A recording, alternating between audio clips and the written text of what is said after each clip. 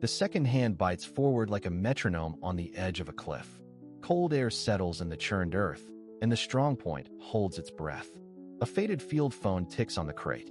Somewhere beyond the tree line, a gun crew resets a fuse. The countdown is not theatrical. It is arithmetic. 60 to impact, to breach, to a choice that will not feel like a choice at all. The bunker is a low concrete lung. It inhales damp, oil, and the sour trace of old smoke. Sand in the embrasures. Frost on the steel doors. The men are awake because no one sleeps when the ground keeps whispering through the saws. They check watches, and time refuses to argue. 54. The map on the packing board is blotched by grease and rain. A red pencil has carved the arcs of fire like ribs around a heart. The commander traces the northern ditch with one finger, then the southern gully, then the shallow fold where armor will try to hide. He says nothing. He does not need to. Every face knows the geometry of this hill. 49. A runner climbs out of the dugout with a list in his fist that says what matters. Belts, magazines, bandages, water, morphine, batteries, flares.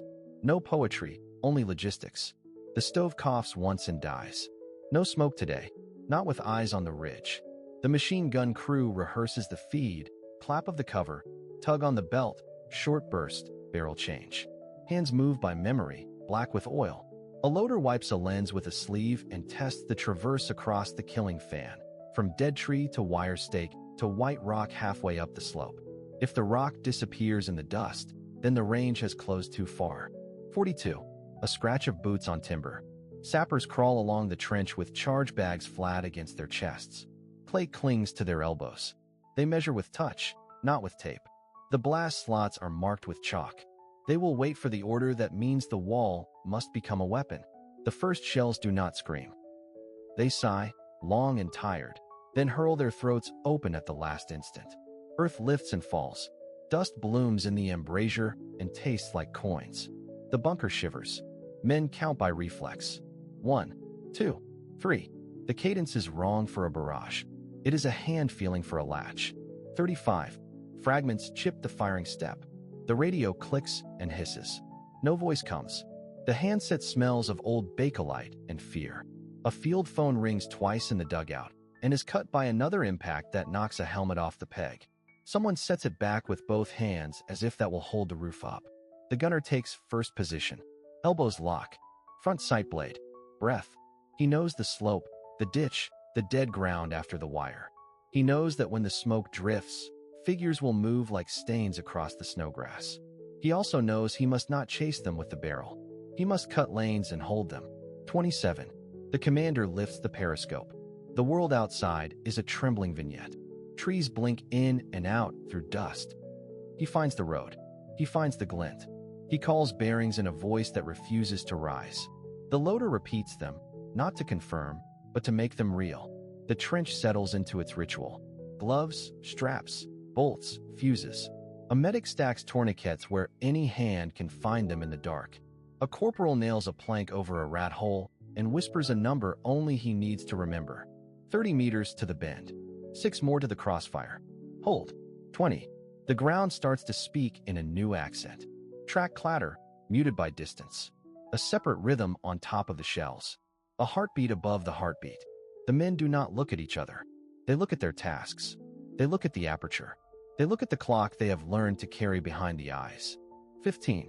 The commander lowers the scope and places it beside the map. He does not touch the pencil. He touches the whistle, considers it, lets it hang.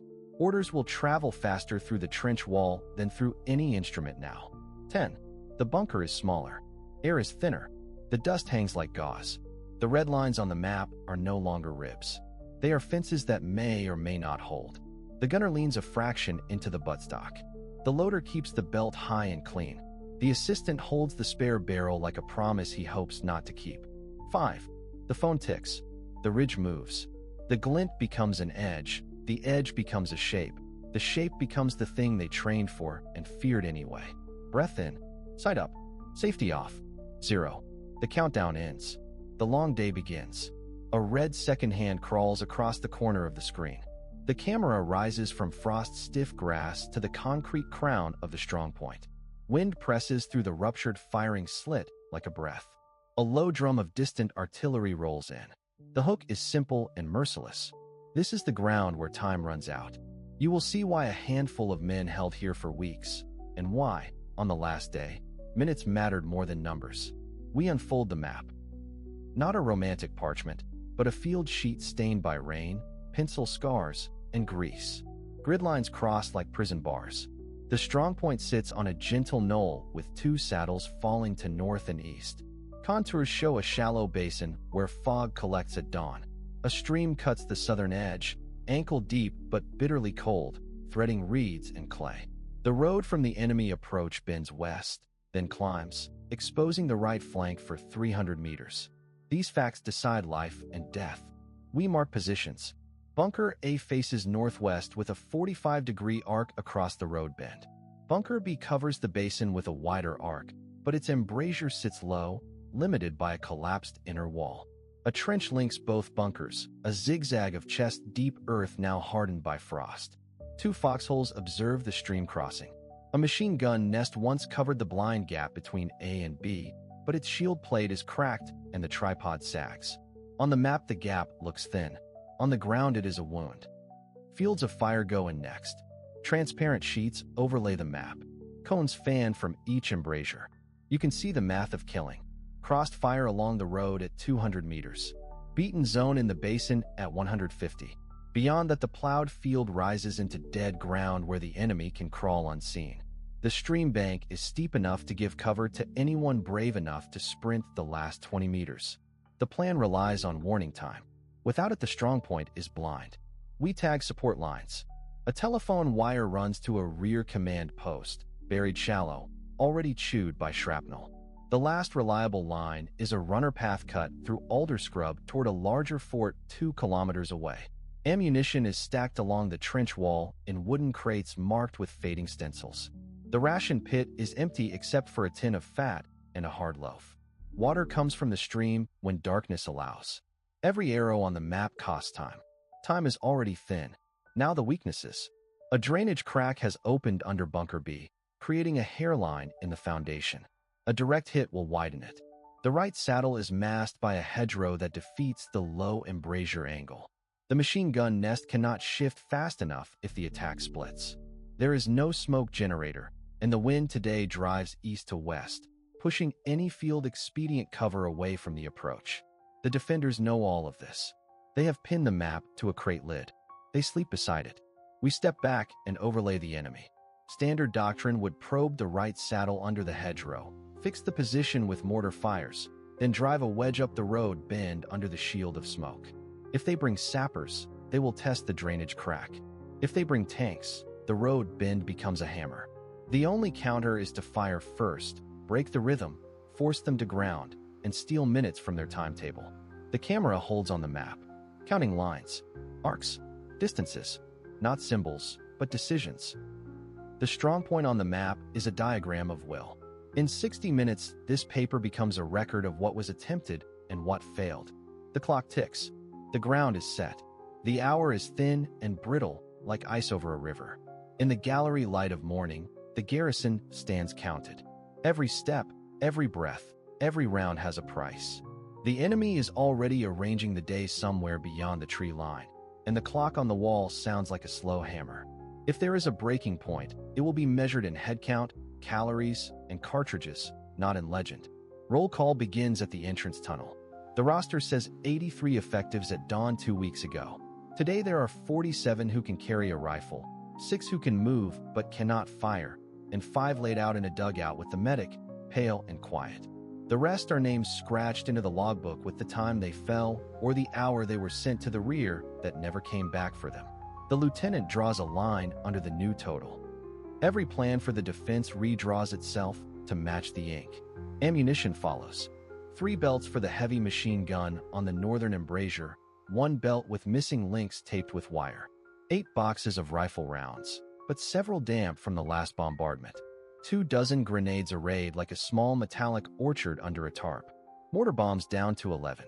The loader marks a circle around that number, because 11 means 2 quick missions and then silence. Silence in a siege is not peace, it is a message. Rations come next. A ledger in grease pencil on a plank. hard bread, tins of meat, a sack of barley that smells faintly of smoke. Water has become the true commander. The cistern holds enough for 2 days at full strength. At half strength, it becomes 4 days, which sounds like a victory until one remembers what half strength means in bodies and in nerve.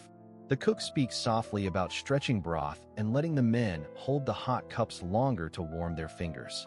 Now the human math. Sleep runs like a black thread through faces. No one has had more than 2 hours at a time. The sentries on the roof blink too long between scans and then correct themselves with angry little shakes. A private cleans his rifle with the same energy a man might use to scrub a stain that will not lift. Jokes die at the lips. No one wastes the breath to finish them. Faith does not leave, but it changes shape. It becomes a habit like clearing a jam or checking a site. The lieutenant sets the rotation. 3 teams forward, 1 in reserve, 1 at the aid post to carry stretchers. The heavy gun will fire only on clear targets to conserve belts. The mortar crew will wait for the smoke signal from the trench ladder. The runner will move only under shell bursts, not between them. It is strange and true that thunder in the sky can cover a whisper on the ground. Morale is not a single flame. It is a field stove that needs fuel every hour. Letters from home have stopped, so the war diary takes their place. The sergeant reads a paragraph about the first week, about rain and laughter inside wet coats, and the gallery light grows a fraction warmer. Then he closes the book and the warmth is gone, but the memory of it lingers long enough to carry 1 more sandbag, 1 more belt, 1 more minute. Outside, the first probing rounds arrive, lazy and curious. Inside, the numbers are set. Men to positions, rounds to boxes, water to cups.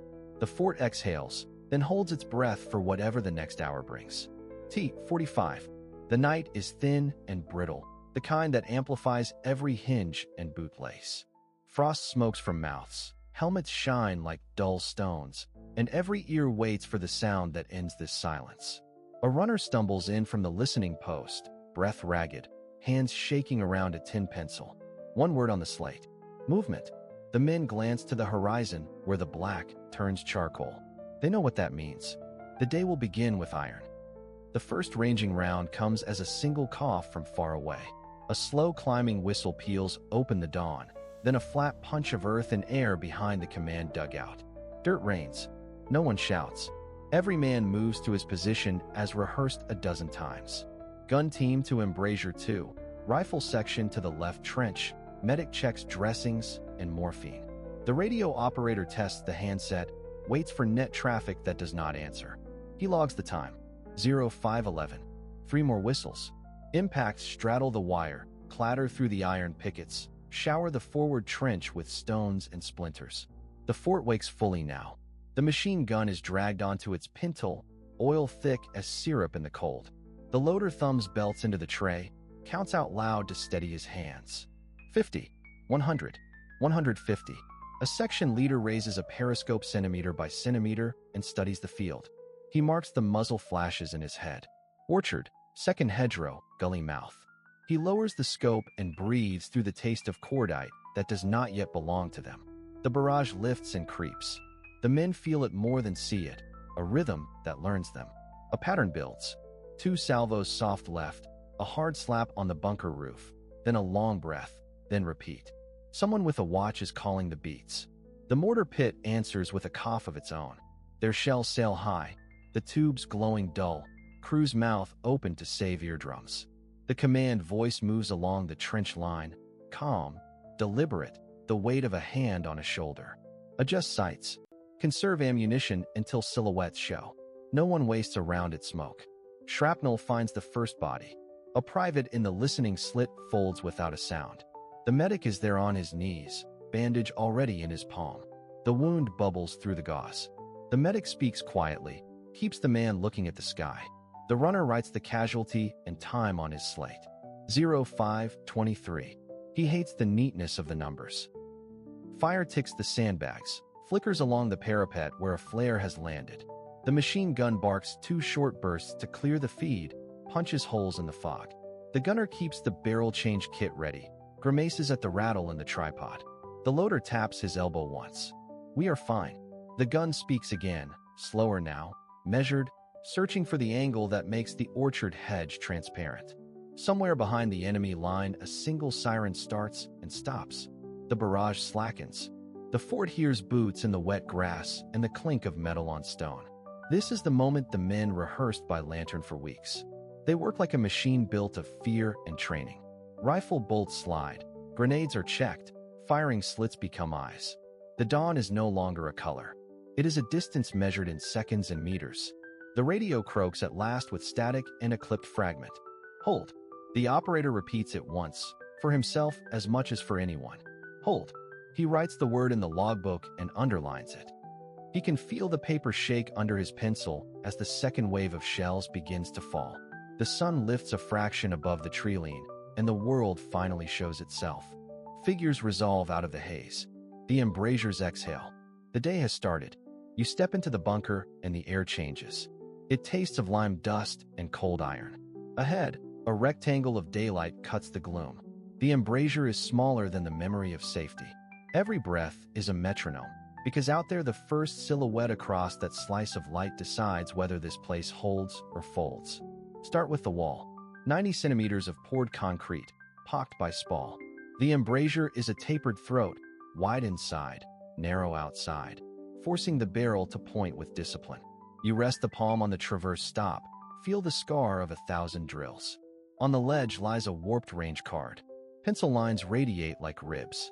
75 meters to the wire. 130 to the first hedgerow. 220 to the crossroads where a sign once stood. Sectors marked a through D. Interlocks noted with the neighboring nest in fine script. No art, only geometry. Look left. A shallow gully crosses your field at 40 degrees. It feels like shelter, but it is a deceptive lane that channels feet and fear into a box of fire. Stakes once carried tripwire. Only rust remains. The machine gun pivots. You track along the arc. The barrel meets the traverse stop at 15 degrees and halts. That is deliberate. There is no friendly trench in that slice, so the stop is set to deny waste and panic. Wind crawls through the vent behind your neck. It will clear smoke, but it also carries sound from the corridor. In battle, that sound is a chorus of tin and breath and short orders, all clipped to stay ahead of the blast wave. The sight picture wavers. The glass is fogged at the edge, not by neglect, but by nights of condensation. A crewman would wipe it with the back of a glove and never stop counting. Now forward. The killing ground begins at the wire and extends to the hedgerow. It is modest in length and merciless in design. Interlocking arcs from two embrasures cross at the ditch near 110 meters. A second position, unseen from here, can rake the same ground if this gun goes silent. The map calls this redundancy. The men called it a favor from someone they would never meet. Drop your gaze. The slit beneath the main slot is for a carbine. It looks trivial until you imagine sappers crawling in the shadows of your own fire. The lower slit denies that hope. The wall around it is chipped by ricochet scars. Each ring in the concrete is a lesson that no manual taught gently. Back to center. The spine stiffens when you picture the first burst. 5 to 7 rounds. Walk the tracers up the gully lip. Pause. Correct. Another burst. 3 rounds. Sweep the gap between stakes. The barrel smokes, not dramatic, just a steady whisper of burned propellant. A runner slaps a box of ammunition against the floor. Numbers are spoken, not shouted. Round counts. Belt changes, barrel life. Nothing romantic lives here. Only timing. A siren of shellfire ghosts the edges of your hearing, imagined yet credible. The embrasure flares with white daylight, as if a lens shutter clicks. You feel the blind spot at 10 degrees where the hedgerow folds into dead ground. The plan for that flaw sits on the range card. Signal the mortar to walk 2 increments left. Cover with short bursts. Deny the fold. Do not chase shadows. Step back. One last scan. Angles, distances, lines. Embrasures are not windows. They are arguments written in concrete. The field of fire is not scenery. It is a decision placed on the earth. If the enemy comes, this geometry stands first. If the geometry fails, men must replace it. The day narrows to arithmetic. The garrison stands inside a cracked ring of concrete and clay, and survival is an account book that must balance. The first entry is food. The ration tins come out of a dented crate, cold and metallic to the touch. Knives scrape labels. A corporal logs grams per man, calories per shift, the margin for a night that may stretch longer than a night should. Bread is hard and dry. Fat is a thin skin on the tin. Every bite is fuel for short sprints from wall to wall, for carrying sandbags, for the lift of a rifle to a firing slit. The column is titled Expenditure. Water is heavier than fear. Canteens knock against webbing as men move along the corridor. The pump is dead, the line cut outside the wire. A bucket sits under a slow drip that comes through hairline cracks in the ceiling. A medic tests the color and the smell, adds tablets that fizz and leave a flat aftertaste. The ledger demands a rule: 1 cup per man until dusk, another after the second stand too. No more. A runner licks cracked lips and nods. The sheet receives a check mark. Ammunition is the third column, the most ruthless. Wooden cases pry open with the butt of a knife. Belts spill brass across the floor, a bright, accusing scatter. The gun team counts links and sets aside a reserve stack for the final hour. Riflemen strip cartridges into pouches, 5 at a time, methodical, deliberate. The sergeant writes down rates of fire for each weapon, then draws a line between suppression and waste. No burst without a target. No second shot unless the first forced a head down. The numbers form a cage that keeps panic out. By midday, the air is sour with smoke and cordite. A shell shakes dust from the beams.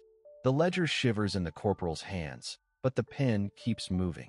The cook turns a small flame under a blackened pot. A stew of ration scraps softens into something that passes for food.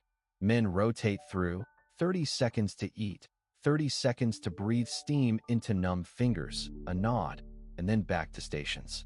The voice in the corridor repeats the plan like a metronome. Hold fire. Wait for the lane. Count to 4.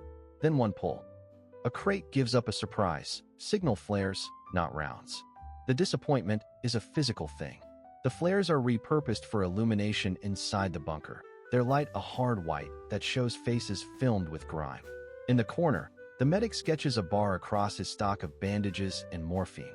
The wounded drink the same water as the rest. No special column exists for mercy. Late afternoon, a patrol returns with an enemy canteen and a satchel of loose rounds in a different caliber. The rounds are useless here. The canteen is gold. The corporal scratches a small plus in the water column and nothing at all in ammunition. Outside, machine gun bursts rake the parapet. The gun team waits. At the count of 4, they answer with a short, disciplined burn that pins the assault long enough for the rifles to pick shapes off the rubble. Dusk arrives as a gray smear. The book is open for the last time that day. Food is thin but possible until dawn. Water is a narrow thread. Ammunition is a cliff edge that approaches with every trigger squeeze. The sergeant signs the bottom of the page with a steady hand. The men shoulder their weapons and step into the corridor where cold air breathes through the cracks. The night will demand more entries. The fortress will pay only in exact change. Dawn presses against the firing slits. The logbook lies open on a crate streaked with oil. Pages smell of damp paper and cordite. I begin to read. Entry, 5:20 hours. Fog hangs low over the field. Sentry reports engine noise beyond the orchard. Ammunition counted. 2 belts for the machine gun. 8 grenades. 3 magazines short of the standard load. Water ration reduced. Morale steady. 6:10 hours. First ranging shells fall behind the trench line. Soil collapses into the drainage ditch. Telephone line cuts out for 15 seconds, returns with static. Medical kit inspected. 2 tourniquets. 1 ampoule of morphine left. 7 o'clock hours. Enemy patrol tests the wire along the northern ditch. Embrasures hold. Fields of fire confirmed with chalk on the wall. 1 rifle jams. Bolt cleaned with kerosene and thread from a torn sleeve. No halt in readiness. 8:35 hours. Smoke drifts from the tree-line. Sapper suspected. Reserve squad shifts to the left bunker. Stretcher placed by the door. Wind from the east carries the smell of wet hay and unburnt propellant. Everyone is silent. 9:12 hours. First assault. Short, brutal, confused. Grenade fragments in the stairwell. Corporal hit in the shoulder. Blood dark on the sandbags. Machine gun burns through half a belt to stop a flanking move by the hedgerow. Barrel cools under a canteen pour. 10:05 hours. Inventory again. Rations remain for 1 meal. Water nearly gone. Spirits mixed. Private writes to his sister on a scrap of ration label. He folds it and tucks it into his boot. 11:30 hours. Counterattack fails in the gully. Enemy marks the range and adjusts. We mark our dead with a torn map pinned by a bayonet. Chaplain's card in a tin, returned to the crate. 12:40 hours. Second assault. Smoke, then sudden quiet, then the low roar of feet and breath. Firing arcs overlap. Blind spot at the collapsed corner is exploited, then sealed with 2 men and a single belt. They hold. They do not speak. 13:10 hours. Command post silent. No orders for relief. We decide to contract the line. Last magazine for the reserve rifle is signed out and recorded in the margin with a dull pencil. 1400 hours. We are still here. The walls are warm with the passage of rounds. The logbook page shakes beneath my hand. I write one final line. Hold until night. Hold until someone answers. Hold so that there is something left to relieve. The air thickens before the men even rise from the trench. Smoke pots hiss along the windward ditch, laying a moving wall that swallows the fort, the fields, the sky. The defenders hear it first as a change in the world's texture, a muffled hum where edges used to be. They shift to prearranged sectors, count breaths, and wait for shapes to harden inside the gray. The first rounds probe, not to kill but to map. A burst scratches the parapet, and the ricochet sings back information. The machine gunner walks his fire across the suspected wire lane.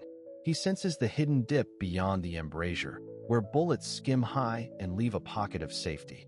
Dead ground, a perfect path for sappers.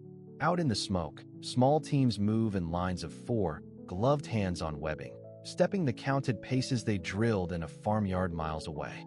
Each carries a tool that can unmake a fort faster than any sermon about courage. A Bangalore section slides steel under the wire, links sections by touch, and feeds the fuse back along a living chain. Another team kneels to cut a ditch for a satchel charge against the lower skirt of the wall, finding the seam between concrete pores by fingernail and memory. Inside, the garrison fights the urge to shoot at ghosts. A forward observer runs a pencil over a grid sketch of the approaches, calls a short correction to the mortar pit, and listens for the thud and the delayed slap. The first bomb drops long. The second straddles the blind spot. The third lands true, shredding the quiet with gravel and steel. For a few heartbeats, the smoke boils like a sea. A trip flare cracks to the right. A sudden bloom paints 3 crouched figures silver. The nearest rifleman empties a magazine in a measured sweep, then slaps the bolt home and changes angle. The machine gun bites in hard, but the barrel smokes and the number 2 curses the feed. The commander shifts a reserve pair to a stairwell that overlooks the moat, covering the angle that the embrasure cannot see. The Bangalores go at once, a flat roar that collapses the air and leaves a ragged mouth in the fence. The assault line pours for that mouth because every plan survives only as long as the first hole in the world. A sapper tumbles, then crawls, then presses a charge under a concrete lip. He works by touch. He has done this in darkness. He can do it half-blind in daylight. On the wall walk, a runner delivers a strip of damp paper with a single correction. The mortar shifts 4 mils. The next bomb folds into the breach and sends men to ground. The defenders lean out of the embrasures and fire down at angles that make shoulders ache. A grenadier lobs 2, then 3, counting the rhythm of his own breath to ride the delays. The charge thumps against the skirt and peels a scab of concrete, not a breach but a promise. The smoke thins and thickens in bands. The attackers freeze when it clears, then glide when it returns, always hunting that moment when the fort cannot quite see. A flame projector coughs once and fails. A sapper drags it back and reaches for the cutters instead. Tools, not heroics. A wounded man calls for a line and is hauled into the lee of a churned embankment. No one looks back for long.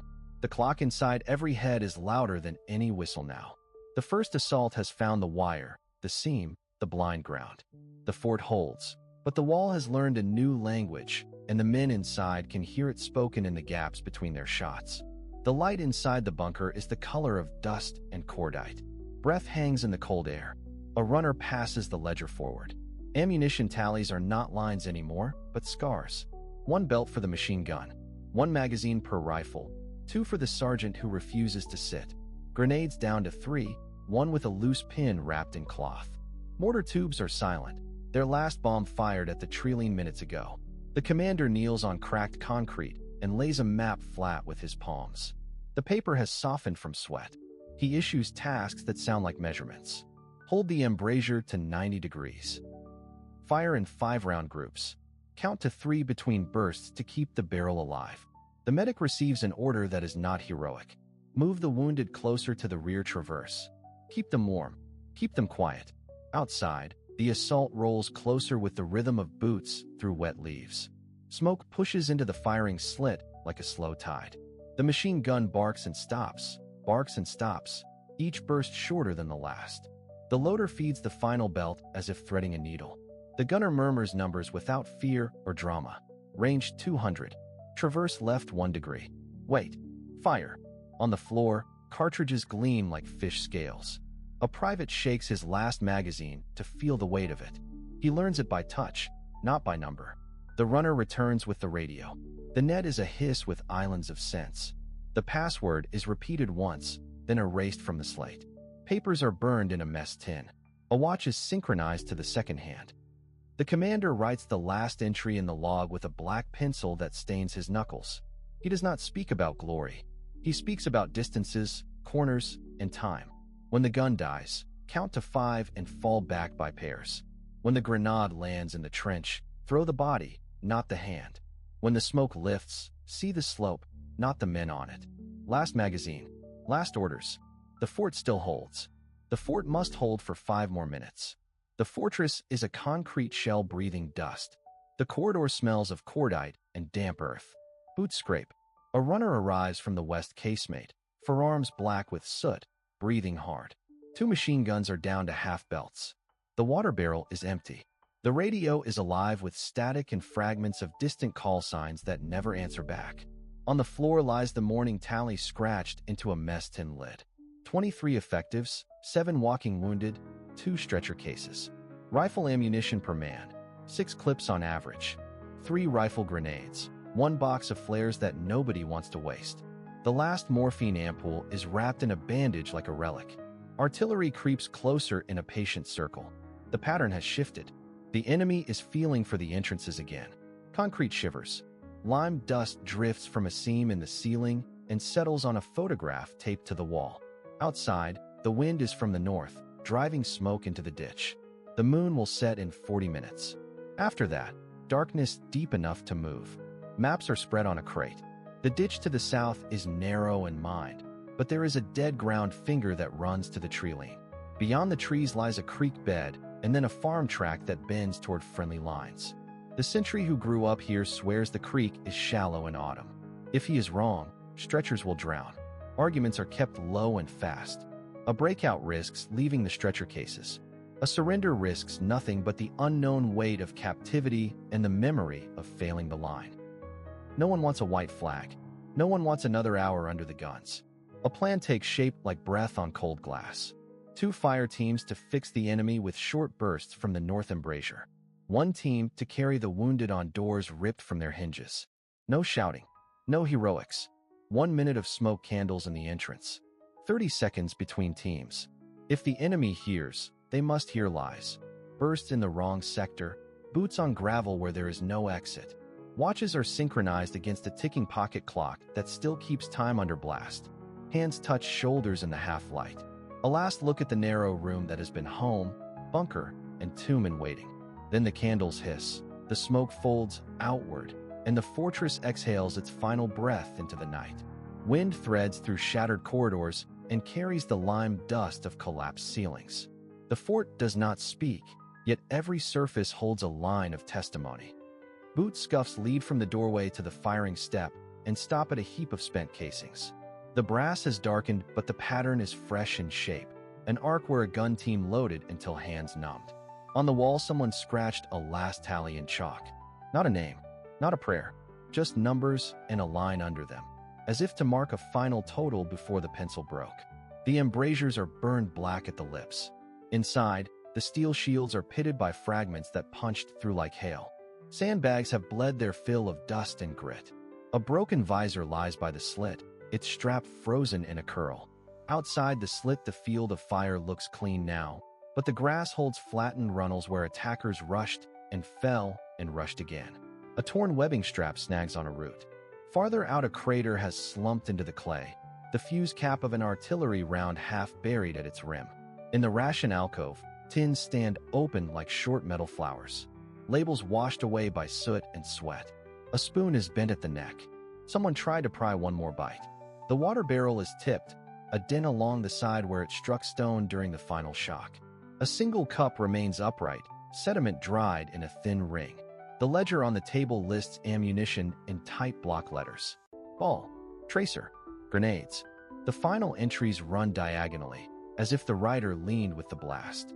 The aid niche smells of iodine and mud. Tourniquets, torn and stiff. A field dressing stained to a hard crust. The stretcher rails are scratched white where hands grabbed and heaved in the narrow passage. Above, a lantern hook without a lantern. The flame went out, and they did not bother to replace it. Light became a luxury long before the last hour. Follow the cable trunk, and it ends in a tangle of severed wires.